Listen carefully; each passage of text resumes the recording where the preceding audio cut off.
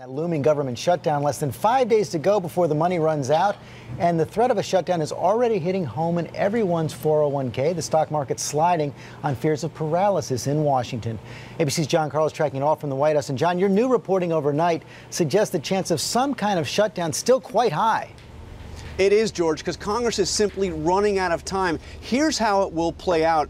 The Senate, despite Ted Cruz's talkathon, will vote sometime tomorrow or maybe Saturday to fund the government and take out that Republican effort to defund Obamacare. But what Republicans are telling me this morning is that the House will then take up the bill and still want to make changes, make another run perhaps at doing something to the health care law. That means it has to go back to the Senate. George, this will go on through the weekend into next week, and here is the problem. The government runs out of money on midnight on Monday, and it's very hard to see this all getting done by then. And we also learned about something even more serious yesterday. The Treasury Secretary Jack Lew saying the government's going to run out of its ability to borrow money on October 17th. That raises the prospect of default.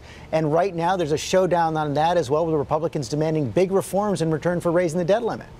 George, this is by far the bigger problem. What I am told is Republicans will unveil their plan later today to raise the debt ceiling, raise that borrowing authority, but it's going to include a whole bunch of demands that the White House says are simply unacceptable, including a one-year delay in the implementation of the health care law. And George, the White House has said they will not negotiate on that.